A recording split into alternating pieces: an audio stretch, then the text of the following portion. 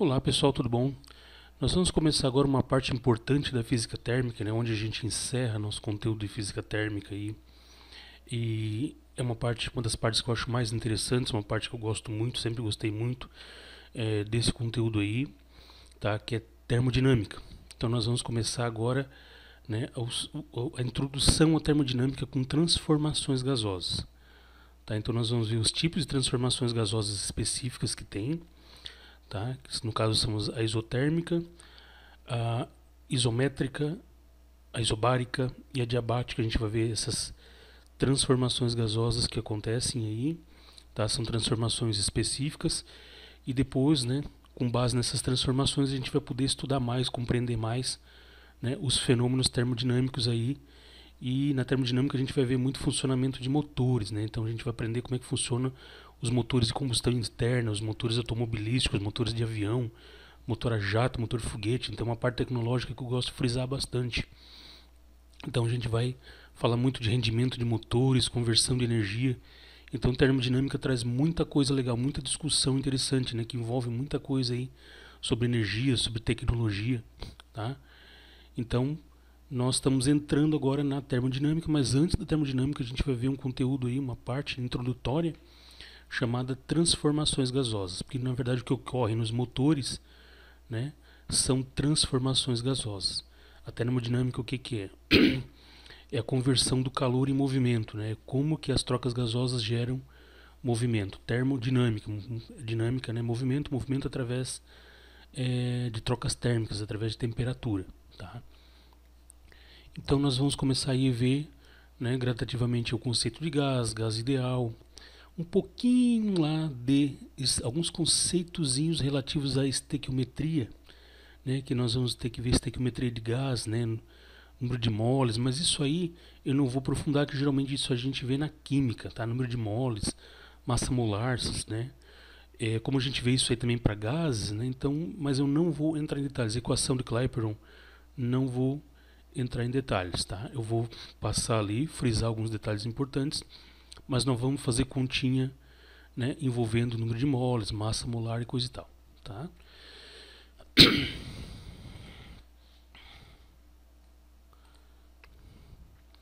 Pessoal, quando nós trabalhamos com termodinâmica, a gente trabalha com gás, tá? A gente vai ver que depois, um pouco mais para frente lá, já dentro das leis da termodinâmica, né, que as tais máquinas térmicas, elas funcionam com ciclos a gás, tá? Por exemplo, os motores movidos a gasolina, os motores de combustão interna são motores movidos a gás, né, aos gases gerados aí pela queima da mistura de ar com gasolina, mistura de ar com álcool, né, a queima do diesel, né? Então, na verdade, são gases que se expandem no cilindro e empurram, né, o que a gente chama de pistão êmbolo. Tá? Então, esses motores que a gente conhece aí, automobilístico, motor da tua moto, motor a jato, motor de foguete, são motores que funcionam através de ciclos gasosos. Funciona com gás, tá? Funciona com gás. Tem ali o seu fluido de trabalho como sendo um gás. Então a gente vai falar um pouquinho de gás, características de um gás, o tal do gás ideal, né? Para lá na frente, na termodinâmica, né, a gente vai trabalhar com ciclos gasosos. A gente vai ver que as máquinas térmicas, né, o ciclo de expansão, de contração, de movimentação, né, de êmbolo, de cilindro, ocorre através de transformações gasosas, o gás se expandindo por absorver calor, né, o gás se contraindo, diminuindo o volume pelo resfriamento, coisa e tal. Tá? Então, primeiro, o que é um gás? Gás é um estado físico da matéria onde as moléculas têm maior energia e grau de liberdade. Nós temos aí, né, três estados físicos mais conhecidos, que nós trabalhamos aí, né, na física, eventualmente na química, que é o estado sólido, líquido e gasoso. Esses três estados são bem conhecidos, mas temos outros estados aí que envolvem, né, envolve variações de energia um pouco maior, né, um estado de muito baixa energia e um estado de maior energia. Nós temos também o condensado Bose-Einstein, que é um estado da matéria. Nós temos o plasma, que é um outro estado da matéria, tá? Mas nós estudamos assim o que a gente estuda, né, a nível de ensino médio, é, na calorimetria, na termodinâmica, né, é o gás, né, esse estado de matéria. Então nós temos aí, né, os nossos estados comumente encontrados aí, né? Estado sólido, líquido e gasoso.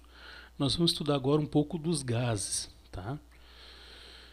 Então, o que é o gás? Bom, o gás é um estado da matéria, né? Um estado onde as moléculas ou átomos, dependendo se o gás é monoatômico, se o gás, né, é um gás molecular, é onde as partículas têm maior grau de liberdade, têm maior movimento, né? Onde as moléculas não interagem tanto uma com a outra, tá? Onde as moléculas têm maior nível de rotação, de translação, né? Então, tem maior energia, tá?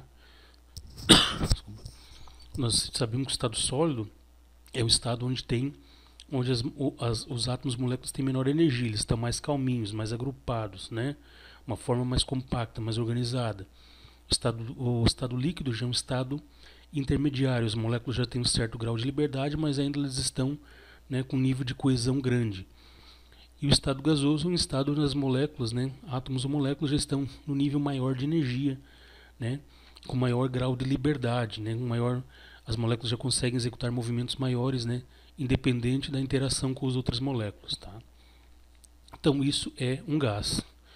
Então um exemplo de gás, né, o ar é uma mistura de gases, né, uma mistura homogênea de gases, né, o vapor, né, o pré-gás, água, né?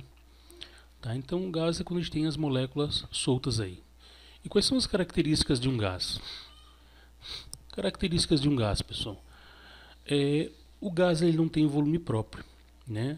Ao contrário do líquido e do sólido, o sólido ele pode ter um volume próprio independente do recipiente. Os líquidos, o volume, o formato dos líquidos é dado pelo recipiente. E o volume do gás é o volume total do recipiente. Tá? Então, se eu botar um gás num cilindro fechado, ele vai ocupar o volume todo daquele cilindro. Tá? Se a tua casa estiver totalmente fechada, hermeticamente fechada, né, o ar que está dentro está ocupando todo o espaço, todo o volume. Né? Então, o volume do gás é igual ao volume do recipiente que o contém. Nós temos aqui umas gifzinhas, né, mostrando mais ou menos como é que seria, né, o comportamento das moléculas dentro do recipiente. Então, observe que as moléculas já têm um maior grau de liberdade, elas interagem pouco uma com a outra. Em uma situação ideal, no gás ideal, a gente vai ver que elas nem podem interagir uma com a outra, né? Como se uma molécula se movimenta como se a outra molécula da mesma massa de gás não existisse. Tá? Então a gente vai ver depois isso no gás ideal. Vai existir alguma interação entre elas? Tem alguma interação, sim, claro que sim. Tá? Mas existem condições onde essa interação pode depois se tornar, né, suficientemente próxima de um gás ideal. Tá? Mas então o que a gente tem que saber agora?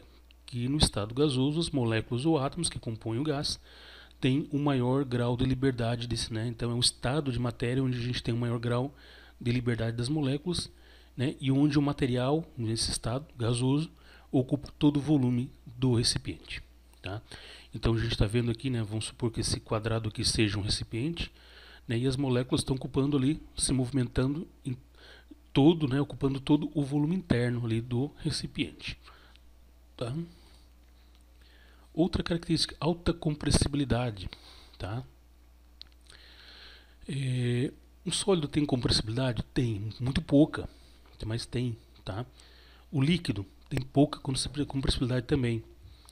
O gás tem altíssima compressibilidade, pode ser muito compressivo, a gente pode reduzir muito o volume dele, né? À custa do aumento de pressão e temperatura eventualmente. Tá? Como é que a gente pode comprovar isso? Você pega, né, pega uma seringa de injeção aí, você enche a seringa de água, enche ela de água até a parte de cima, até o final do êmbolo, né? Se for uma seringa de 5 ml, puxa a água até os 5 ml, até o finalzinho, enche a seringa, tampa o buraquinho lá da seringa e aperta. Tu vai ver que tu não vai conseguir, né, descer muito o êmbolo, tá? Você não vai conseguir comprimir aquela massa de água. Agora você, né, seringa vazia, você puxa o ar até em cima, tampa ali a entradinha da seringa e você aperta. Você vai ver que você vai conseguir reduzir bastante o volume do ar. Você vai conseguir comprimir bastante o ar dentro da seringa, né? O êmbolo vai descer bastante, porque o ar é um gás e o gás possui alta compressibilidade, onde você consegue comprimir bastante, reduzir bastante o volume. Tá? Reduzindo o volume do recipiente, você reduz o volume de gás. Então depois nós temos aí, né, volume variável de acordo com a temperatura e pressão. A gente vai ver depois no decorrer de nossas explicações que o gás ele pode aumentar de volume, ele expande quando ele é aquecido, né? Ele expande quando é aquecido, ele aumenta de temperatura quando ele é comprimido, tá? Então, se eu comprimir um gás, eu aumento a sua pressão interna, né? Se eu aquecer um gás, eu vou aumentar o seu volume, tá? A gente vai ver algumas situações. Então, né, o volume de um gás vai depender da pressão e da temperatura, tá? Então, né, voltando aqui o exemplo da seringa, se eu encher a seringa de ar e comprimir, né, eu estou metendo pressão ali em cima do êmbolo, a gente reduz o volume. Tá? Agora, se eu pegar, por exemplo, uma seringa de vidro que resiste à temperatura, puxa ar, tampa ali a entradinha da seringa, tá? Então pega uma seringa de vidro temperado, uma seringa, né? E eu não sei, uma seringa laboratorial no caso, né? Você puxa ar até a metade, tampa ali a entradinha da seringa e aquece, bota a seringa no fogo, bota o corpo da seringa em contato com uma fonte térmica. Você vai ver que o êmbolo vai subir sozinho. Por quê? Porque o ar lá dentro vai se aquecer e ele vai expandir. O ar quente ele tenta aumentar o seu volume. Tá? A gente vai ver, isso são coisas já importantes lá na termodinâmica. Aumento de volume com temperatura, diminuição de pressão e aumento de temperatura com uma variação de volume. Então, né, o volume do gás ele pode ser variável aplicando pressão ou aplicando temperatura, certo? Então essas são 3 características, temos outras, essas principais que a gente tem que ter em mente aqui. E nós vamos trabalhar com a ideia, na verdade, de gás ideal. As equações termodinâmicas funcionam bem para os gases ideais. A gente viu que o ar é um gás real, né? O ar é um gás real, gás carbônico, né? O ar é uma mistura de gás carbônico, nitrogênio, oxigênio, os gases nobres, né? Monóxido de carbono, dióxido de carbono, né? Esses são gases reais. E os gases reais, as moléculas interagem um pouco entre si, né? Elas têm um certo grau de interação ali, tá? E nós trabalhamos com a ideia de gases ideais, tá? As equações da termodinâmica trabalham com a ideia de gases ideais. A gente vai ver quais são as principais características de um gás ideal, tá? Então, mais para frente a gente vai ver as equações lá, algumas equaçõezinhas bem simples que a gente utiliza na termodinâmica.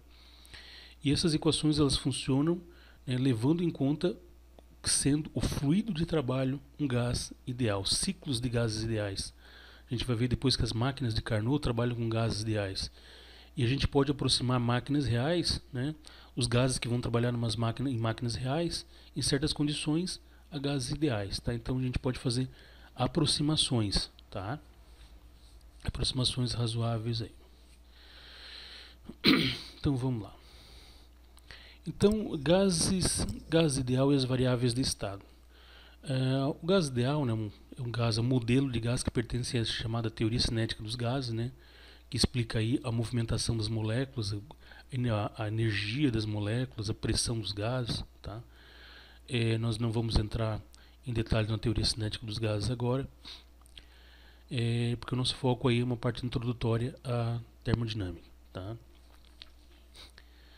Mas a teoria cinética dos gases é uma coisa bem interessante. Ela explica, por exemplo, né, por que um gás pressiona, né, exerce uma pressão interna no recipiente.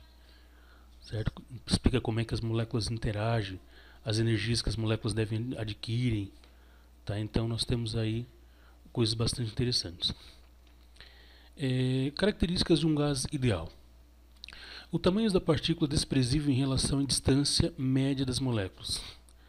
É uma coisa que eventualmente a gente pode não observar num gás, né, num gás real, né, um gás de alta massa molecular, né, um gás aí com moléculas orgânicas, né, carboidratos, por exemplo. Carboidratos não, hidrocarboneto, tá? Então, a primeira característica de um gás ideal é que as moléculas são muito pequenas em relação à distância entre elas, tá?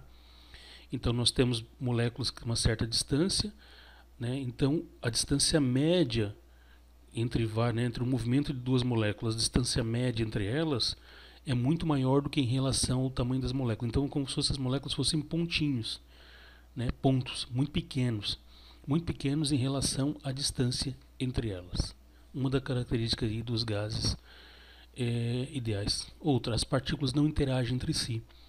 Uma partícula não enxerga a outra, uma partícula passa pelo lado da outra como se a outra não existisse. Ou seja, num gás ideal tu não vai ver uma partícula, né, uma molécula desviando a trajetória da outra. Tá? Isso não acontece no gás ideal. O choque entre as partículas essas com as paredes do recipiente é do tipo elástico. Tá? Pode acontecer então das partículas chocarem-se entre si e as moléculas ou átomos chocarem-se ao recipiente na parede interna do recipiente onde elas estão contidas, mas esse choque é do tipo elástico. O que seria um choque elástico? Um choque elástico é um choque onde não há perda de energia, não há perda de velocidade. Vamos supor o seguinte, você pega uma bolinha, joga na parede, joga a bolinha está a 80 km por hora, bate na parede. E ela volta para trás com 80 km por hora, ou seja, não houve perda de energia, não houve perda de energia. A energia cinética que a bolinha tinha não foi, né, dissipada na forma de temperatura e calor. Ela bateu 80 km por hora e voltou com a mesma energia cinética para trás. Choque perfeitamente elástico. Um exemplo mecânico. Mas que na teoria cinética dos gases na teoria aqui, na ideia das características de gás ideal, é uma característica aqui onde uma molécula bate no recipiente e volta com a mesma velocidade, ou duas moléculas se batem, duas partículas se batem, né, ricocheteiam, uma vai para um lado, ou vai para outra, mas não há perda de velocidade, então não há perda de energia cinética, certo? Gases reais podem ser aproximados por gases perfeitos em altas temperaturas e baixas pressões. Como assim? Então eu posso pegar, né, por exemplo, um plasma, eu posso pegar um gás real, né, eu posso elevar a temperatura desse gás aqui e baixar a pressão interna dele, baixar, né, diminuir o número de moléculas dentro do recipiente. Porque quais são as características que a gente vai ter fazendo isso com um gás real? Se eu pegar um gás real e aumentar muito a temperatura, o gás vai ganhar muita energia. As moléculas vão ganhar muita velocidade. Tá? Então, se elas têm muita velocidade, a interação entre as outras moléculas é menor, porque está muito rápido, elas interagem pouco. Tá? Elas não param para conversar, não diminuem a velocidade para trocar ideia. Então, uma molécula passa para outra com muita velocidade. E se eu diminuir a pressão, eu estou diminuindo a quantidade de moléculas ali dentro. Né? Eu estou dando mais espaço para as moléculas se movimentarem. Então, se eu baixo a pressão e aumento a temperatura, eu aproximo muito. Né? Um gás real pode assumir, né, se aproximar de um gás ideal. Porque se eu aumento a temperatura, eu aumento a energia das moléculas. Se eu diminuo a pressão, eu dou mais espaço para as moléculas se movimentarem. Então, se as moléculas se movimentam com mais espaço, a probabilidade delas interagirem é muito menor. Então, pego um gás ideal aí, por exemplo, pego o gás hidrogênio, oxigênio, aqueço e diminuo a pressão. E a gente encontra isso dentro aí, por exemplo, de lâmpadas, né, fluorescentes no estado de plasma, né, onde eu tenho ali baixas pressões e altas temperaturas. As moléculas têm muita energia, muito espaço para se movimentar, elas não interagem. Tá? Então, quatro características, né, principais e três características principais, né, e como eu posso fazer com que um gás real se aproxime de um gás ideal. Então a gente trabalha com essa ideia, né, de gás ideal, que tem essas características aí, né, essas três primeiras citadas. E eu posso aproximar um gás real de um ideal, né, expondo esse gás a uma alta temperatura e baixando a sua pressão. Né, o gás ganha muita energia e mais espaço, espaço livre para se movimentar. Né, então a probabilidade de interação entre as moléculas se torna muito baixa.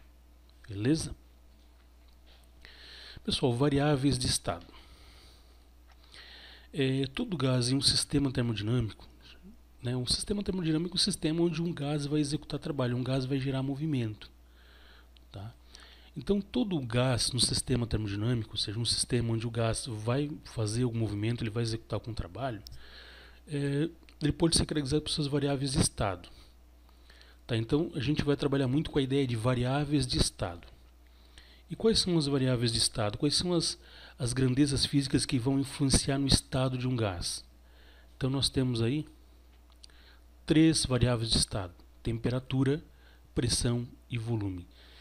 Essas três grandezas aí, né, é que vão dizer em que situação, em que estado vai se encontrar um gás. Se eu tenho um gás numa temperatura muito alta. Eu tenho, por exemplo, dois gases com a mesma pressão e mesmo volume, mas o outro está uma temperatura mais alta, já está no estado, né? Nós já está no outro estado, tá?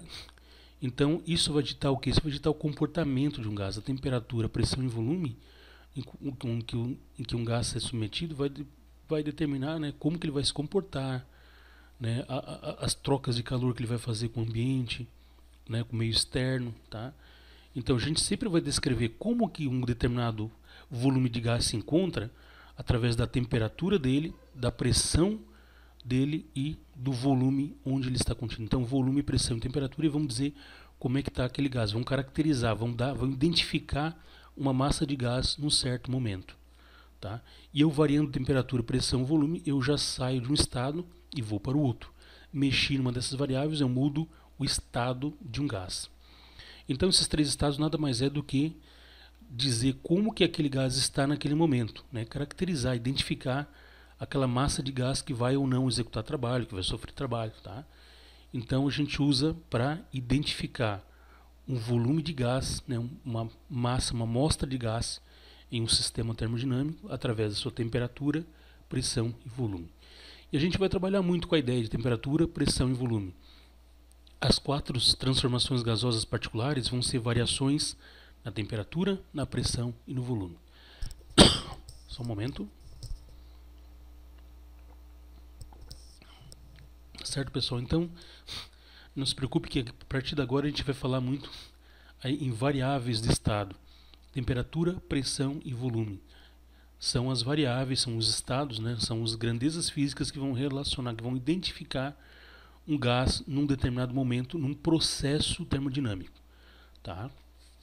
Então vamos lá, para frente. Sempre, deixa eu carregar tudo já aqui, pessoal. Sempre que um gás sofre uma modificação em pelo menos uma das suas variáveis de estado, dizemos que o gás sofreu uma transformação gasosa. Então, se eu tenho uma determinada massa de gás, ele sofreu um aumento ou diminuição de pressão, ele sofreu um aumento ou diminuição de volume, né? Ele sofreu um aumento ou diminuição de temperatura, a gente diz que ele passou por uma transformação gasosa. Ele foi de um estado 1 para um estado 2. Tá? Modificou uma daquelas variáveis, pelo menos, nós já temos aí uma transformação gasosa. A gente vai ver depois que os motores funcionam, né? Os motores funcionam com base nas transformações gasosas, com base nas modificações dessas variáveis de estado. Tá? Isso é importante compreender. Então, transformação gasosa tem dois exemplos aqui. Ó. Eu tenho uma compressão aqui, ó, né? Uma diminuição de pressão com aumento de volume. Está vendo aqui essa bolinha? Ela está subindo e está descendo. Volume está diminuindo e pressão aumenta. É a mesma coisa. Aqui a gente vai trabalhar muito com a ideia de pistão e êmbolo. Tá? O que é um pistão e êmbolo? É o que nós estamos vendo aqui nessa figura. É um recipiente onde eu tenho uma parede móvel. Tá? Então, pistão e êmbolo é o princípio de função, é um motor rudimentar, é um êmbolo, né? Um pistão e um êmbolo. Pistão é o recipiente onde o gás pode sofrer uma expansão, uma concentração onde o gás vai variar, vai ter a sua variável de estado modificada. E o êmbolo é o que vai sofrer a movimentação em função da transformação gasosa que o gás está passando. Então aqui nós temos, né, um sistema êmbolo. Então êmbolo é essa partezinha amarela aqui que movimenta. O recipiente é o pistão e aqui dentro eu tenho o meu fluido, meu gás, né, que no caso eu estou diminuindo o volume. Quando a bolinha vai para cá diminui o volume. Quem que aumenta? Aumenta a pressão. A bolinha sobe e aumenta o valor de P. Né, ó, volume alto, pressão baixa. A bolinha está subindo. O que está acontecendo com a pressão? Está aumentando. Ó. Se volume grande, desço o êmbolo, a pressão dentro do gás aumenta, a pressão aumenta aqui, então está subindo a pressão. Aqui, por exemplo, eu tenho um gás, né? Um gás confinado aqui, um gás confinado. Eu aqueço esse gás, eu aqueço esse êmbolo, o gás aumenta de temperatura. A gente vai ver que quando o gás aumenta a temperatura ele expande, e quando expande ele empurra o êmbolo, tá? Você pode fazer essa brincadeira fácil. Creio que funciona. Você pega uma seringa normal aí de injeção, mais volumosinha, tá? puxa um pouquinho de ar e fecha o biquinho dela. Puxa o ar até a metade e fecha, né, o bico dela. Só que o êmbolo tem que ser levinho, né? Não vou pegar aquela seringa, né, o êmbolo muito pesado, uma seringuinha aqui, aquela seringuinha que tem uma borrachinha preta, que tem um vedantezinho preto, que até ela tem um êmbolo mais solto, tá? Puxa até a metade de ar, fecha o bico, né, e tenta botar assim na água quente, de alguma forma, né? Bota na água quente, você vai ver o que? O êmbolo vai mexer, ele vai sair para fora, porque o gás ali vai absorver calor e vai expandir, vai empurrar o êmbolo para fora. Então é isso que acontece. Ó, aqui o que o gás está fazendo? Está empurrando o êmbolo, está executando o trabalho. Isso aqui já é um motor. Isso aqui, né, essa expansão gasosa é um motor, né? É um motorzinho que ele só faz um movimento, só de empurrar, né? O motor tem um trabalho útil, ele tem que empurrar, né? A haste que está ligada ao êmbolo, está aqui o meu êmbolo, está aqui a minha haste. Então, o motor, para fazer um trabalho útil, né, um trabalho mecânico útil, ele tem que empurrar e puxar, empurrar ou puxar, ou pelo menos um puxa e no outro ciclo outro empurra, né? Tem que ter um movimento vai e volta, um movimento variável que possa ser convertido em movimento circular, por exemplo, para rodar alguma coisa, tá? Mas aqui eu já tenho um motorzinho onde tem um gás ali dentro, ó, ele está aquecendo, está expandindo, está empurrando o êmbolo. É a mesma coisa que você fazer experimento, pega uma seringa, puxa até a metade de ar, fecha bem fechadinho o biquinho da seringa e mergulha em água quente. Você vai ver que o êmbolozinho da seringa vai subir. Por que ela vai subir? Porque o gás ali dentro vai estar se expandindo e vai empurrar, e vai estar aumentando o volume, tá? É uma transformação gasosa, vai ter aumento de volume, aumento de pressão e aumento de temperatura também, tá?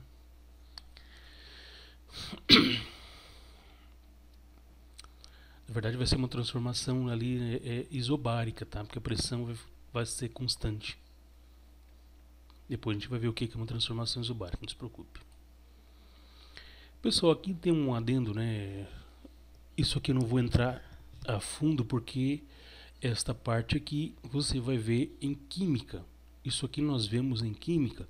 Depois, se você quiser que eu resolva, eu vou deixar um exercício aqui, uma atividade aqui em aberto. Eu não vou resolver, mas depois, se vocês quiserem, né, se alguém quiser que eu resolva, se manifeste, eu faço uma videoaulazinha mostrando como é que eu resolvo isso aqui. Mas isso aqui é estequiometria, você vê em química. Então eu não vou me aprofundar nisso aqui, tá? Número de moles, massa molar, né? A gente vê isso aí em estequiometria. E quando nós trabalhamos com gases, a gente vê também estequiometria de gases, né? Então, eventualmente a gente se aprofunda aqui. Mas o nosso foco não vai ser essa parte de estequiometria. Vamos deixar isso ali para porofiliquímica ou para porofiliquímica, tá? O que a gente vai apenas salientar aqui?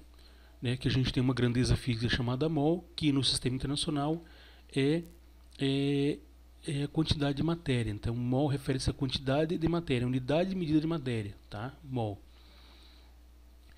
E nós temos a ideia, né?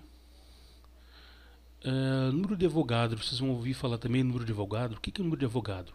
É o número de átomos e moléculas que estão contidas em um mol de um material, tá? Em um mol de material. Você pega, por exemplo, aí, então esse número de Avogadro, né, é uma constante, 6,02 vezes 10 na 23, então é um número bastante grande. É 6, deslocar 23 casas depois da vírgula, então é um número que está na ordem dos quintilhões, se não me engano, tá? Por exemplo, você pega a água. Qual é a massa molar da água? Massa molar da água. Primeiro, a massa molar de hidrogênio é 2 gramas por mol. Do oxigênio, né, se eu não me engano, aí me fugiu, acho que é 16 gramas por mol. Tá, 16 gramas por mol. 16 gramas por mol. Então a água tem 16 gramas por mol. 18 gramas por mol. 2 gramas por mol de hidrogênio mais 16 gramas por mol de oxigênio, soma tudo. Então, né, a água tem uma massa molar aí de 18 gramas por mol. Ou seja, 18 gramas de água tem 1 mol de água. 18 gramas de água tem 6,02 vezes 10 na 23 moléculas de água. Tá? Então, a massa molar, 1 mol de água, né, o moleculograma da água é 6,02 vezes 10 na 23 partículas. Se eu somar a massa de todas essas moléculas de água, vai dar 18 gramas. Então, em 1 mol de água, nós temos 18 gramas de água, ou 6,02 vezes 10 na 23 partículas, moléculas de água. Tá? Então, em gases também, eventualmente, a gente trabalha com a ideia de número de moles. Tá? Número de moles é massa dividido pelo mol. Massa da amostra dividido pela massa molar da amostra. Tá? Então, massa da amostra, massa molar. Por exemplo, né? Se eu tiver 18 gramas, uma massa de 18 gramas de água, a massa molar da água também é 18, então eu vou ter 1 mol de água, ou seja, número de moles. Se eu tiver, por exemplo, aqui 36 gramas de água, em 36 gramas de água, quantos mols de água eu vou ter? Eu vou ter aqui 36 gramas de água, dividido pela massa molar da água, que a gente já sabe que é 18 gramas. 36 por 18 dá 2. Então, né, qual é o número de moles presente em 36 gramas de água? 2 moles, tá? Então a gente tem a ideia aí de número de moles e massa molar. Beleza? E nós temos, né, a primeira relação, a gente vai ver que essas variáveis de estado estão relacionadas. Pressão, volume e temperatura estão relacionados. Então a primeira equação que relaciona essas grandezas, né, uma relação muito importante aí, que é chamada equação de Clapeyron. Tá? Nós temos lá na lista de atividades, eu botei umas 2 atividades que você vai tentar fazer utilizando a equação de Clapeyron. Clapeyron, não sei a pronúncia, tá? Mas essa equação aqui, onde eu tenho pressão vezes volume igual a N, número de moles, né? Constante universal dos gases perfeitos e temperatura. Pressão em atm, volume em litros, temperatura em Kelvin. Então, comumente a gente usa este valor aqui como a constante universal, né? Constante universal dos gases perfeitos. 0,082 litros por atm por Kelvin por mol. Tá? Nós podemos usar também o valor em, né, metro cúbico por pascal por grau Celsius por mol também, mas usualmente nós usamos, né, é usado essa constante aqui, universal do gás perfeito. Então, este valorzinho aqui é um valor constante e nós comumente representamos pela letra R, chamado constante universal dos gases perfeitos. A gente usa aqui na equação de Clapeyron, que é uma equação que relaciona a pressão de um gás com seu volume, né, e sua temperatura. Relacionado, né, então, o que relaciona pressão, volume e temperatura é o número de moles vezes a constante universal dos gases perfeitos. Tá? Na correção das atividades a gente vai ver um pouco mais sobre essa equação de Clapeyron e essas relações, mas eu quero que você tente fazer lá na lista de atividades. Eventualmente eu vou postar uma videoaula, tá?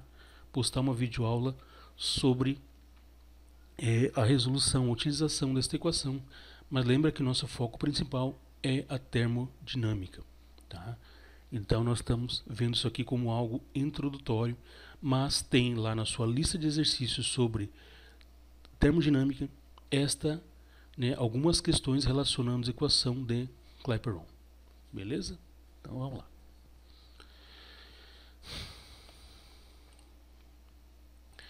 Pessoal, as transformações gasosas, né, nós temos 4 transformações gasosas particulares.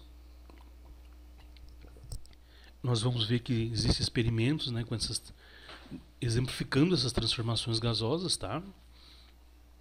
Então nós temos aqui uma transformação, nós temos transformação isotérmica, é uma transformação gasosa onde a temperatura não varia para um estado para o outro. Então na transformação isotérmica eu vou estar variando pressão e volume, mas a temperatura não vai estar variando. Então o gás, né, se transforma, vai de um estado para o outro, mas mantém a temperatura, variando pressão e volume apenas. Transformação isobárica é uma transformação onde o gás passa de um estado para o outro, né, modificando. Uma das 3 já tem uma transformação gasosa, o gás já passa de um estado para o outro. Então, numa transformação isobárica, né, eu vou estar variando quem? Eu vou estar variando a pressão e o volume e a temperatura, e vou deixar constante a pressão, tá? Então, transformação isobárica, você tem variação de temperatura e de volume com pressão constante. Transformação isovolumétrica ou isométrica, o volume é constante. Se o volume é constante, quem é que vai variar? É a pressão ou temperatura. É sempre esses três que vão variar: a pressão, ou temperatura, ou volume, que são as nossas variáveis de estado. Tá? Transformação adiabática, nós temos são transformações sem troca de calor com o ambiente, tá? Sem troca de calor com o ambiente, e são transformações onde eu posso variar tudo simultaneamente, mas tem uma particularidade importante. Transformação adiabática não tem troca de calor com o meio externo. Transformação isotérmica, isobárica e isovolumétrica, tu vai ter que o gás vai absorver ou eliminar ou ceder calor para o meio externo. Na transformação adiabática não tem troca de calor, né? Todo gás, toda energia, né, o aumento de temperatura do gás é devido ao aumento de pressão, tá? O resfriamento é devido à expansão. Então, o gás não absorve nem cede calor para o meio externo. Tá? Pessoal, transformação isotérmica, vamos lá. Então, transformação isotérmica que nós já vimos é uma transformação onde a temperatura permanece constante. O prefixo iso refere-se a mesmo, né? Isotérmico, mesma temperatura, isobárico, mesma pressão, isovolumétrico, mesmo volume. Então, o prefixo iso refere-se ao mesmo. Então, isotérmica é uma transformação gasosa onde a temperatura vai permanecer constante, ela não muda. O gás muda de estado porque varia quem? Pressão e volume, mas temperatura não muda. Então a gente vai ver que tem uma série de fenômenos onde a transformação pode ser do tipo isotérmica. Então, o que nós temos aqui? Nós temos aqui o nosso cilindro, essa caixinha pretinha aqui, né? Aqui está o nosso êmbolo, que é a parte móvel, né? É a parede que move, né? Então é o êmbolozinho, é como se fosse aquela parte da seringa lá, né, que movimenta. Depois, ali na termodinâmica, a gente vai ver o funcionamento dos motores, a gente vai falar um pouco de componentes internos de motor de combustão interna, né? E a gente vai ver que existe uma peça chamada pistão, né, que faz o movimento acontecer. Tá? Então é uma parte móvel, uma parte que é puxada ou empurrada por um gás. Então eu vou supor aqui que eu tenho aqui que um gás ele absorveu calor. Ele está numa determinada temperatura. Então aqui eu tenho, né? Ele tem um determinado volume que eu vou chamar de V1. Não me interessa saber que volume é agora, tá? E o gás está exercendo uma pressão P1 aqui, tá? Quando eu falo em pressão do gás, é a pressão sobre o gás ou a pressão que o gás exerce no meio externo. Então, se eu comprimo o gás, se eu aperto um êmbolo, o gás também vai lá dentro, né, fazer mais pressão nas paredes do recipiente. Então aqui, né, agora o que acontece? Eu vou botar pressão sobre um gás, eu vou apertar o êmbolo, apertar aquela tampa, né, comprimir o gás. No caso da seringa de injeção, eu vou apertar, né, o êmbolo, vou botar o êmbolo para dentro. O que vai acontecer? Vai acontecer que quando eu aperto esse êmbolo, eu comprimo o gás, eu aumento a pressão do gás e diminuo o volume. Tá? Então eu estou aumentando a pressão e diminuindo o volume. Só que o que acontece? Quando o gás é comprimido, ele aquece. Só que o gás, ao aquecer, ele acaba perdendo calor. Ou seja, ele vai ficar com a mesma temperatura do que estava aqui. Então a lógica é esta. Eu comprimo o gás. Se eu comprimo o gás, eu estou diminuindo o volume, estou apertando o gás num espaço menor. Eu estou aumentando a pressão, diminuindo o volume, aumentando a pressão. E por que a temperatura aumenta do gás? Aumenta. Só que esse gás, eu estou supondo que ele está perdendo calor. Então, se ele perde o calor, significa que ele vai ficar na mesma temperatura que ele estava antes.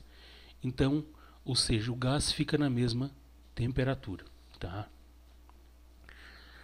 Um experimento muito bacana Sobre transformação isotérmica, o pessoal faz muito, inclusive alguns alunos fizeram quando eu solicitei os trabalhos sobre transformações gasosas, e o trabalho que todas as equipes fizeram, as equipes que pegaram um tema transformação isotérmica fizeram era o seguinte: você pega uma seringa bem grande, uma seringa mais larga, uma seringa veterinária, enche um balãozinho bem pequenininho, pega um balão, né, faz uma bexiguinha pequenininha, dá um jeito ali, enche uma bexiguinha, bota lá dentro, uma bexiguinha cheia de ar lá dentro, dentro do da seringa, e bota o êmbolo certinho ali. O êmbolo é a parte que movimenta. Quando eu aperto a seringa, aquele balãozinho lá dentro ele diminui, porque está aumentando a pressão, ele diminui. Aumentou a pressão, diminuiu o volume, tá? Mas e quando eu puxo o êmbolo, eu diminuo a pressão dentro da seringa, o balãozinho infla, tá? O balãozinho infla. Por quê? Porque eu diminuí o volume, né? Eu aumentei o volume puxando o êmbolo para fora e eu diminui a pressão, tá? Eu aumentei o volume e diminui a pressão, então o balãozinho dentro da seringa aumenta de volume, tá? Então isso é uma transformação isotérmica, porque tudo acontece aproximadamente a temperatura ambiente, então nós não temos aquecimento ali, tá?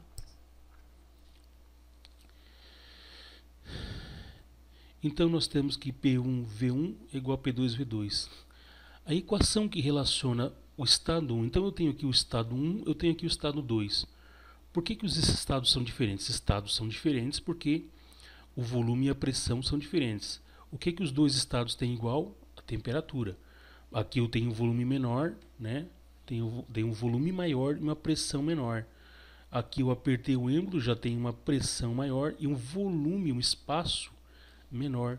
Mas como ele perdeu calor, a temperatura ficou igual ao estado 1. Né? Então a gente diz que ocorreu uma transformação gasosa mantendo constante a temperatura. Então ocorreu uma transformação do tipo exotérmica. E a equação que relaciona o estado 1 com o estado 2, tá? Aqui tem um errinho, pessoal, que teria que ser 2. Vamos só corrigir aqui. Né? Então aqui eu teria que ter 2. Opa, desculpa, aqui é 1, tá certo. 1, opa, viajei. 2, aqui é 2, tá? Isso aqui está relacionado com esse estado aqui, e aqui está relacionado com esse estado aqui. Eu posso fazer essa comparação. Então, P1 vezes V1, né, é igual a P2 vezes V2. Existe uma relação constante, porque aqui o volume, a pressão está baixa, mas o volume está alto, e depois o que acontece? A pressão aumenta, mas o volume abaixa. Então no estado 1 tu tem um grande e um pequeno, no estado 2 tu tem um pequeno e um grande. Multiplicando pressão e volume no estado 1 vai dar igual multiplicando pressão e volume no estado 2. Mas lembra, a gente faz igual, né? Multiplicando as variáveis de estado, pressão e volume no estado 1 e pressão e volume no estado 2, dá igual. Mas os gases não, né? Não são dois estados iguais. Não são dois estados iguais porque ambos estão em pressões e volumes diferentes, tá? Mas eu multiplicando no estado 1, a pressão no estado 1, no caso aqui, vezes a pressão no estado 1 vezes o volume no estado 1, vai dar igual a pressão no estado 2 vezes o volume no estado 2. Então aqui eu teria, na verdade, né, P1, P2, tá? Então P1 vezes V1 vai ser igual a P2 vezes V2. Porque aqui está grande e a pressão está pequena. No estado 2 eu já tenho um volume pequeno, mas a pressão aumenta. Então multiplicando tudo dá tudo igual. Tá? É uma relação constante. Certo, pessoal? Então essa aqui é a nossa transformação isotérmica. Nós temos mais umas coisinhas para ver aqui. Vamos que vamos. Não desanima, pelo amor de Deus. Vamos lá. Tá? Opa, manter. Deixa eu só voltar aqui.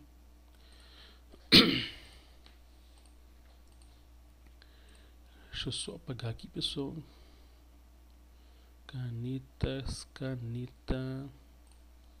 A borracha.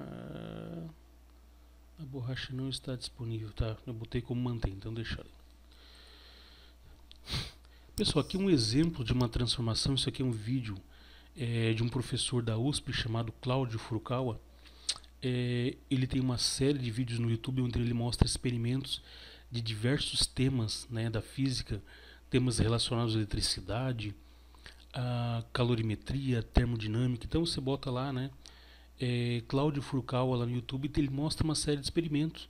Ele não explica ali muito os experimentos, alguns vídeos ele explica, mas outros ele vai montando o experimento, vendo a coisa acontecer, e tem um narrador lá, uma narradora que vai narrando o experimento. É muito legal, quero que você preste atenção aqui, tá? Um experimento de uma transformação isotérmica aí, mostrada pelo professor Cláudio, acho que Cláudio Furukawa. Vamos lá, vamos ver. Vamos ver se vai abrir aqui.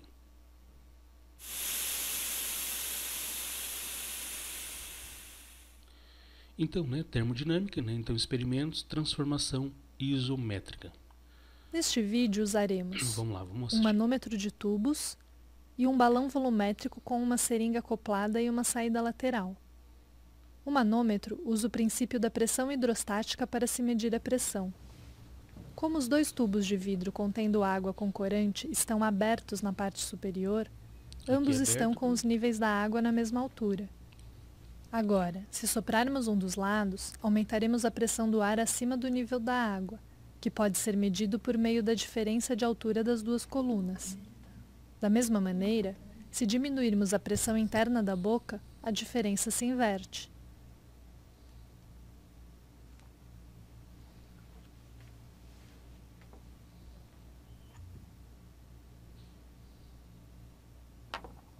Daremos continuidade ao experimento acoplando a mangueira no balão volumétrico. Assim, poderemos medir a pressão interna do gás por meio da diferença de altura das colunas de água.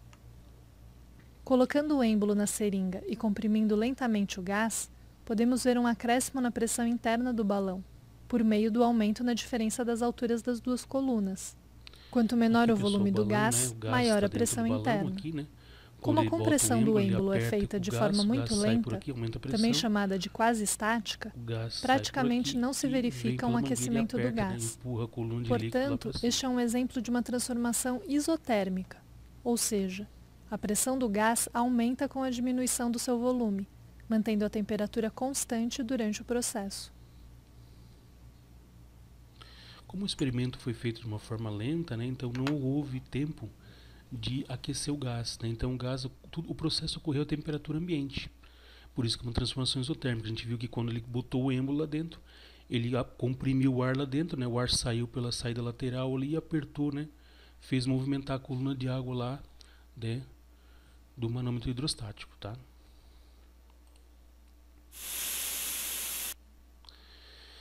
Pessoal, vamos um exemplo aqui. Como é que se faz aí em continhas, né? Em calculinhos, em números. Eu tenho um gráfico aqui de pressão por volume. Esse aqui chama-se gráfico isotérmico. E essa curvinha aqui chama-se isoterma. Numa isoterma, a temperatura não aparece porque a temperatura não modifica. Então eu tenho o gás no estado 1 e o gás no estado 2. Né? O gás passa do estado 1 para o estado 2. No estado 1 aqui, pessoal, esse ponto aqui é o estado 1. Tá? Eu tenho pressão de 1 atm e que volume está o gás no estado 1? Está no volume de 2 litros. Então tem 2 litros de gás que está no volume que está na pressão de 1 atm. O volume de 2 litros está na pressão de 10 atm, desculpa. Eu vou reduzindo a pressão, né? Eu vou rebaixando a pressão. Se eu baixo a pressão, eu tenho que aumentar o volume, né? Pensa na seringa. Quando eu aperto o gás lá dentro, estou aumentando a pressão. O volume lá dentro, né, o espaçozinho de ar dentro da seringa de injeção está o quê? Está diminuindo. Agora, se eu puxo o êmbolo para cima, eu estou aumentando quem? Aumentando o volume de ar lá dentro.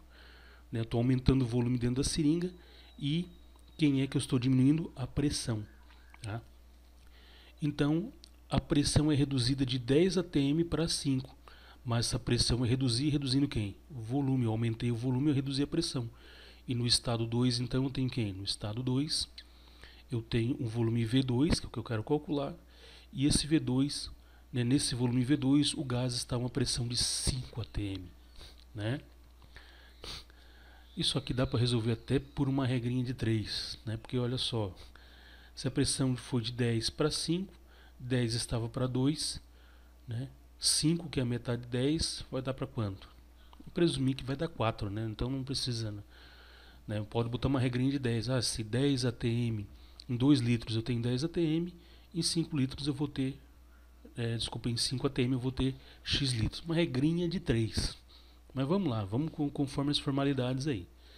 Então aqui, né, o gráfico acima ele mostra a isoterma de uma quantidade isoterma, então esse gráfico que mostra a relação pressão-volume em uma transformação isotérmica, então não tem, aqui não aparece temperatura no gráfico, a temperatura não faz nada, ela é a mesma.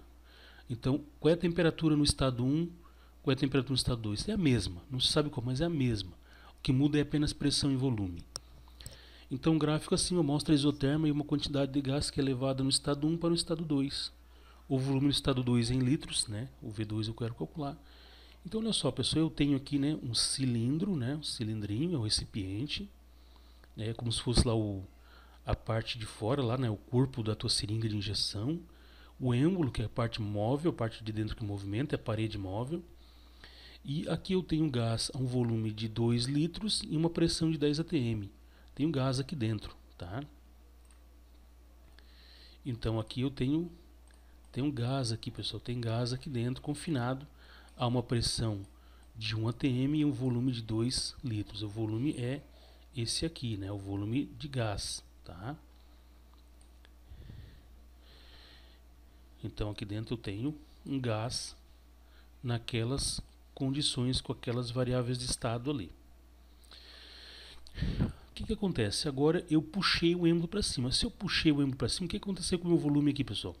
Opa, meu volume aumentou. Aumenta. E a pressão reduziu. Né? Eu dei mais espaço para os gases se movimentar. Então o gás está mais afogado quando eu levantei o êmbolo. Então a pressão diminuiu. Certo? E quanto que vai ser esse volume aqui? Né? Então tem absorção de calor. Botei um detalhe aqui. Né?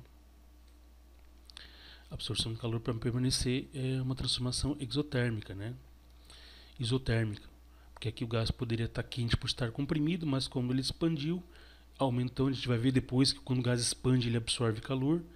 Inclusive esse é o princípio de funcionamento das geladeiras. A gente vai ver depois aí que quando o gás expande absorve calor, tá?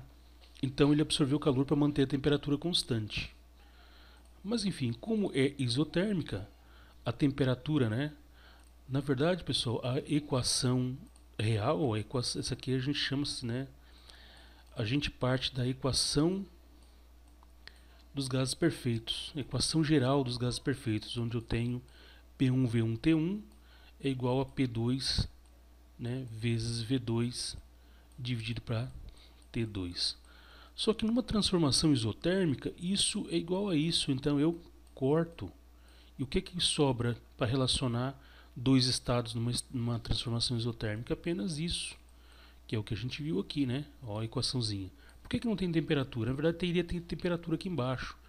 A gente vai ver que a equação geral dos gases perfeitos é P1V1 sobre T1 igual a P2V2 sobre T2. Mas não tem T1 nem T2 ali embaixo, porque cortou. Olha aqui, foi o que eu mostrei aqui.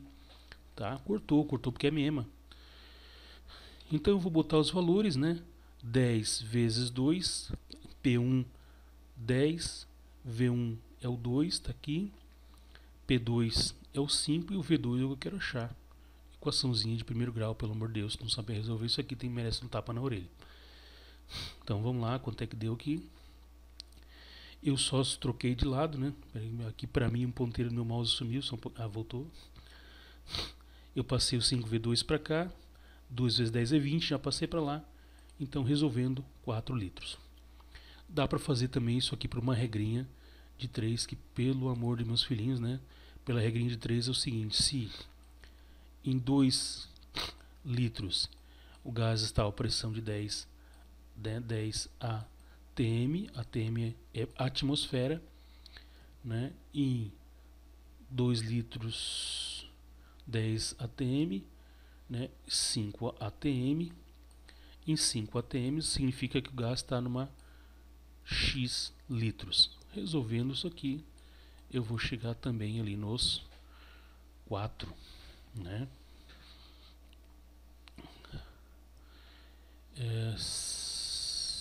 Tá certo isso aqui, porque daí não daria certo, né? Então vamos ver lá. 2 está para 10. 2 está para 10. E 5 está para V2. 10 até aqui daria 10. Bom, enfim.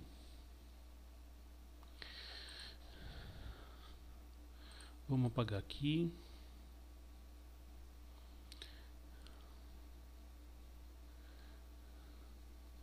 A gente usa então a equação, né, que relaciona pressão e volume em uma transformação do tipo isotérmica. Pessoal, voltando aqui, só fazendo uma correção, né, ali por volta ali dos 23 minutos do vídeo, onde nós começamos a falar de transformações gasosas, né, eu falei ali do componente principal de motor. Então, nós vamos trabalhar com a ideia, né, para trabalhar transformações gasosas de motor rudimentar, né, que pode ser, por exemplo, uma seringa de injeção onde eu tenho uma parte móvel. Eu só falei errado o nome das partes ali que compõem esse motor rudimentar. Eu tenho um recipiente com uma parede móvel, né, então só tomando aqui, né, então é uma errata isso aqui, só para corrigir um errozinho conceitual que eu botei ali. Eu tenho aqui um recipiente onde uma parte é móvel, é a parte que executa trabalho, a parte que é empurrada ou puxada pelo gás, dependendo do tipo de transformação que o gás vai sofrer, tá? Então nós temos aqui essa parte móvel.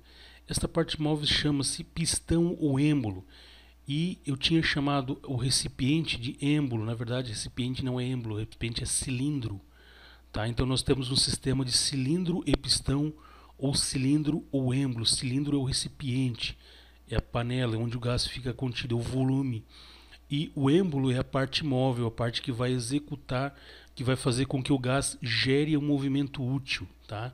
Então apenas uma errata, né? Estou corrigindo os nomes ali que eu dei para as partezinhas desse motor rudimentar, para as partezinhas desse elemento, né, dessa maquininha termodinâmica aí que vai movimentar de acordo com as transformações gasosas. A parte que movimenta eu chamo de êmbolo, tá? Que nos motores de combustão interna a gente chama de pistão. E a parte, né, o recipiente ali, a gente chama de cilindro, tá? Então é cilindro e êmbolo, ou cilindro e pistão. Eu estava chamando o recipiente de êmbolo, tá? Então não me confundi na hora lá. Peço desculpas, estou fazendo a correção aqui. Pessoal, nós vamos agora seguir para uma outra transformação que nós estamos trabalhando. Então nós vamos ver nesta videoaula aí. Desculpa o tempo da videoaula, mas assiste aos pouquinhos, né? Assiste um pouco, pausa, assiste um pouco no outro dia, tá? Se liga nas dicas, se liga aí no conhecimento que está sendo passado aí. Nós vamos ver agora a próxima transformação, chamada transformação isovolumétrica. Então nós vimos aqui, estou voltando no slide aberto, né? Você está vendo aqui minha tela, tá? Nós fizemos esse exercício aqui, agora nós vamos para a transformação do tipo isobárica. Então vamos lá. Transformação isobárica. Pessoal, transformação isobárica, né? Baros vem de pressão, tá? Então iso é o mesmo, isobárica, a mesma pressão. Nós tínhamos visto então a transformação isotérmica, né? Na transformação isotérmica nós vimos que é uma transformação onde o gás varia pressão e volume, mas não varia temperatura. O gás passa pela transformação gasosa porque tem a variação de dois dos seus estados, né? Das suas variáveis de estado, que no caso é pressão e volume, mas a temperatura permaneceu constante nesta transição.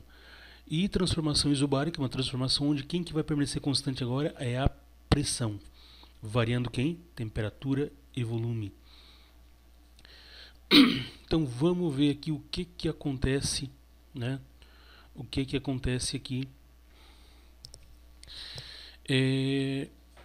Vamos supor que eu tenha um gás aqui, pessoal, tá? Outra coisa, nós vamos desconsiderar isso aqui que está aqui embaixo, tá? Desconsidere isso aqui. porque isso aqui eu peguei, né, isso aqui da transformação isotérmica.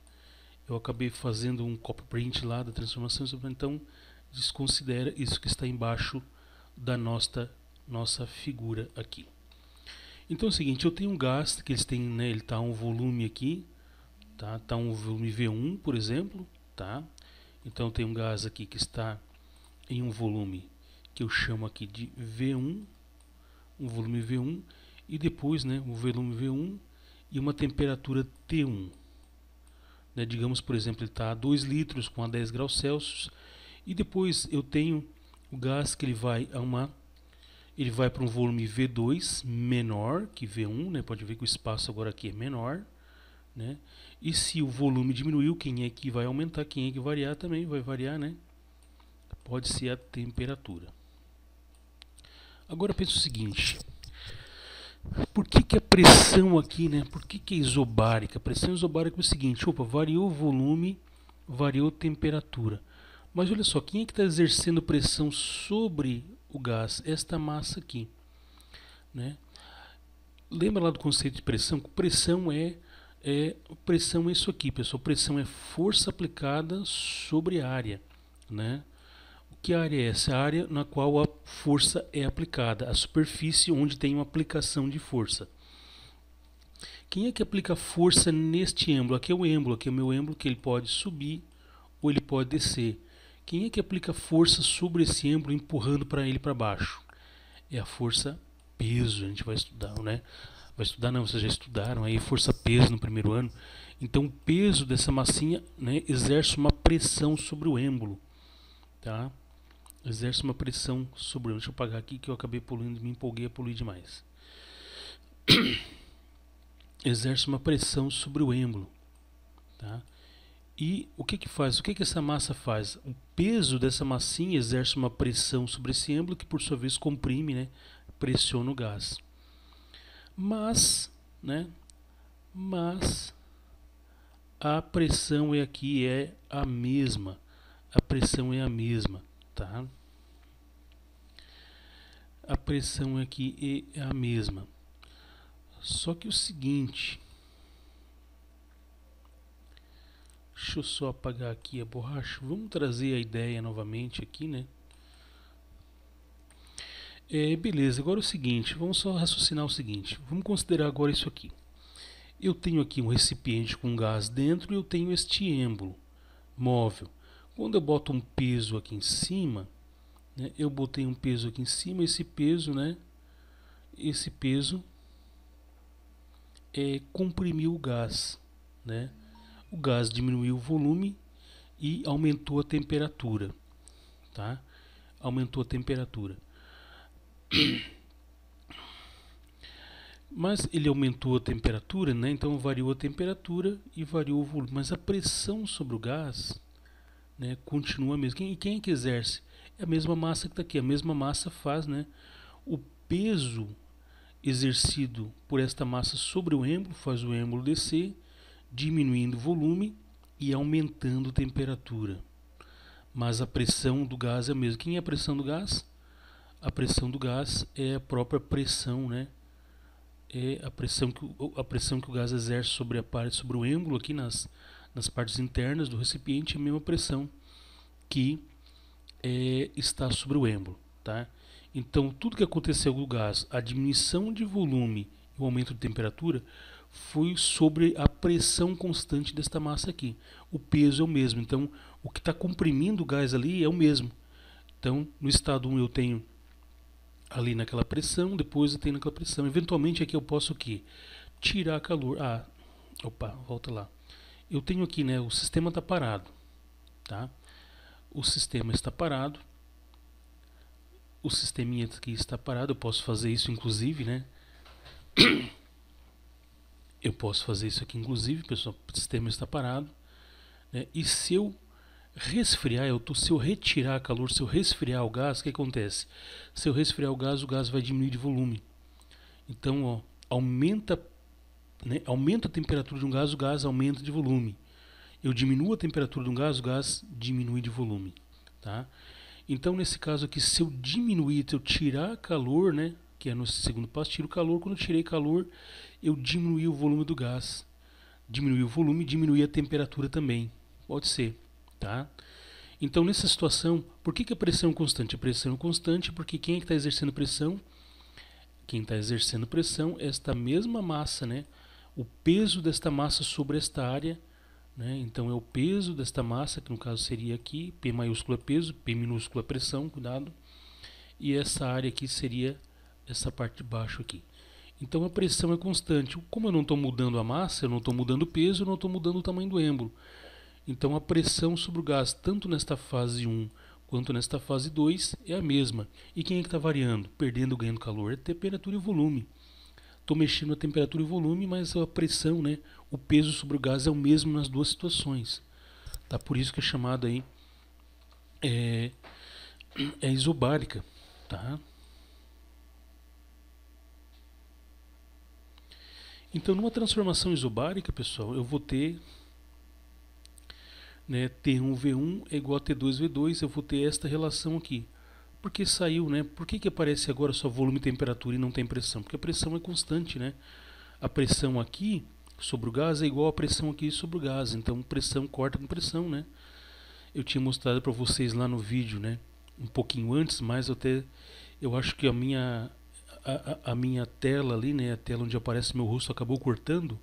Eu tenho essa equaçãozinha aqui chamada, né, P1 vezes V1 sobre T1 é igual a P2 vezes V2 sobre T2. Isso aqui, deixa eu melhorar, que isso aqui é para ser um P de pressão, né? Essa aqui é chamada equação geral dos gases perfeitos. Eu vou falar um pouquinho mais lá na adiabática, tá? Então, quando eu tenho transformação isotérmica, eu corto aqui, eu fico com P1V1 igual a P2V2. Quando eu tenho isobárica, eu corto a pressão aqui e corto a pressão aqui, porque as pressões são iguais aqui e aqui. E eu fico V1T1 igual a V2T2, é o que nós temos aqui. Ok? Esse VNTN é para quaisquer valores depois aí. Porque eu posso ter uma fase 1, uma fase 2, eu posso ter o estado 1, o estado 2, isso aqui pode voltar a subir, eu vou ter o estado 3, ele pode descer para metade, eu posso ter o estado 4. Qualquer, né, variaçãozinha de volume, de pressão no gás, de volume e de temperatura no gás ali, eu tenho, né, tendo aquele mesmo pezinho empurrando o gás para baixo, né, a mesma pressão, eu vou ter transformação isotérmica, onde eu estou variando apenas volume e temperatura. Beleza? Então vamos apagar, vamos despoluir aqui a nossa tela. Então calma que nós já estamos acabando, né? O vídeo está meio longo, mas vale a pena você assistir aí. Assiste, faz as tuas anotações, pausa, assiste um pouco mais no outro dia. E eu acho que rende mais assim. Não tenta enveredar de assistir tudo numa talagada só, tá? Pessoal, aqui uma transformação isobárica também do professor Cláudio Frucal da USP, né? Então vamos assistir aqui o experimento que ele está fazendo, tá? Vamos lá.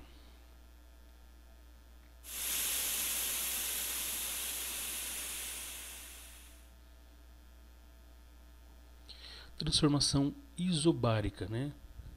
Para esta experiência usaremos um borrifador com álcool, olha que interessante, papel toalha, presta muito um secador de cabelos muito legal. E um balão volumétrico com uma rolha de borracha, uma seringa transpassada e uma torneirinha instalada Lembra na saída lateral. Quando eu resfrio o gás diminui a seringa de volume, vidro então já bota transpassada lá, na rolha de e borracha quando eu aqueço o gás com um êmbolo bem aumenta de limpo volume. e sem folgas, Beleza? de modo já que o fica ar isso na dentro cabeça, dele não anota aí. escape.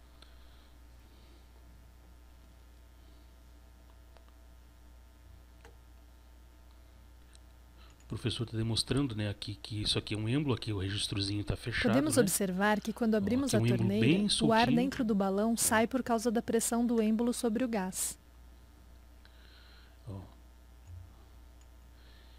Entra o ar, ele botou o êmbolo. O êmbolo fica que nem uma molinha. Esfregando porque ele as tá mãos, sobre, né, o ar atrito lá dentro faz com como se que a fosse uma pele mola. se aqueça. Ele vai botar agora a mão Neste processo, quente estamos transformando o trabalho no mecânico balão. em energia térmica, O ar lá dentro que do aquece balão as vai mãos. aquecer e o ar Envolvendo quente o balão expande, com aumenta as de volume. mãos, O que ele o vai ar fazer com o dentro êmbolo? dele também Como se ele está aquece um aumentando de pouco. volume, expandindo, ele vai O empurrar o aumento êmbolo da para cima. temperatura do ar faz com que o êmbolo suba lentamente por causa do aumento do seu volume interno. Aumentando ainda mais a sua temperatura por meio do ar quente soprado por um secador, vemos que o êmbolo sobe muito mais. Né? O êmbolo vai subir mais rápido, porque o ar aquece mais rápido e aumenta de volume mais rápido.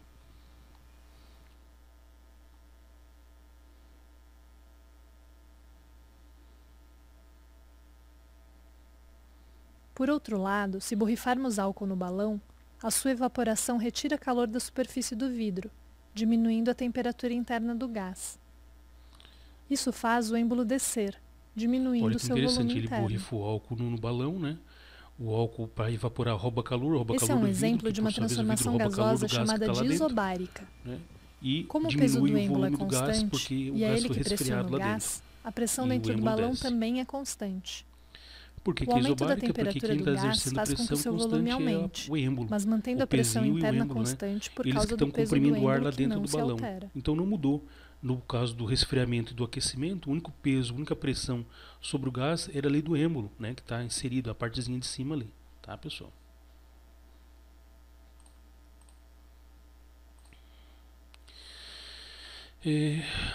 Um exemplo isobárico aqui, né? Um recipiente fechado, certa massa de gás ideal ocupa um volume de 12 litros a 293 kelvins. Se esse gás for aquecido a 302 sob pressão constante, já está na cara aqui que se trata de uma transformação isobárica, né? O seu volume será. Pessoal, então, né?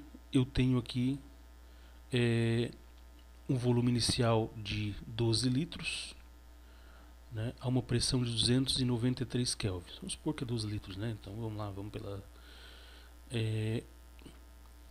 Pessoal, as temperaturas temperaturas sempre tem que ser em Kelvin, tá? Sempre eu tenho que passar a temperatura em Kelvin, tá?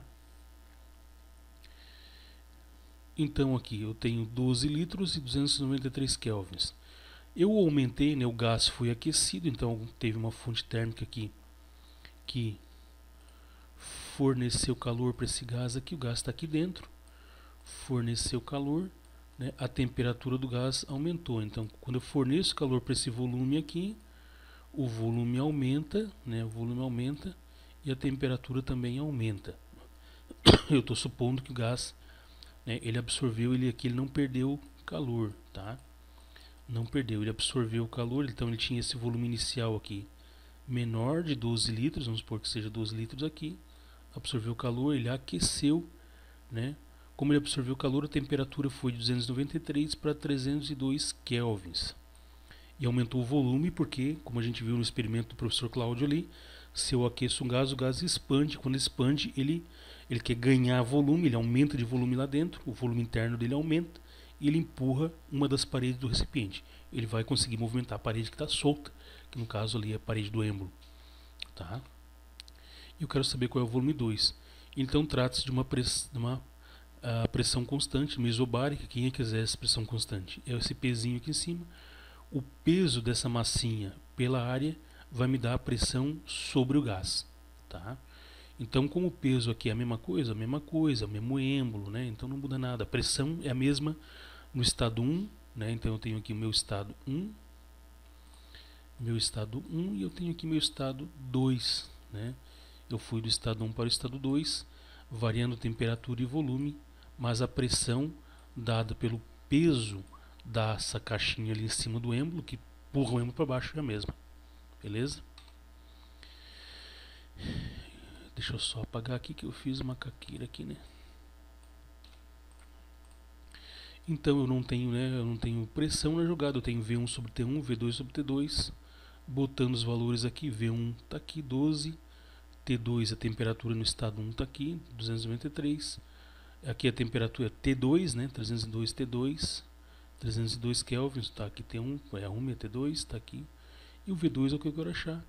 Eu vou multiplicar cruzado aqui, né, 293 vezes V2 é igual a 12 vezes 302, resolvo, eu isolo V2, passo 293 para o outro lado, faço a divisão e eu chego a um volume de 12,4 litros. Variou aí, né, 400 ml de volume. Beleza, pessoal? Então era isso, né? Nós vimos a transformação isotérmica e isobárica e toda a parte lá de introdução a gás.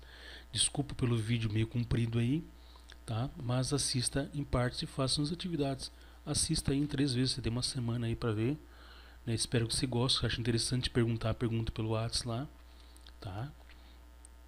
E nós vamos ver ainda, né, antes de entrar na termodinâmica, as transformações isovolumétricas, isovolumétrica e adiabática. A diabática é a mais interessante, tem outros conceitos por trás da diabática e depois, posteriormente, entraremos aí na termodinâmica. Tchau, pessoal, um abraço, obrigado aí, tá, por assistir o vídeo e bons estudos.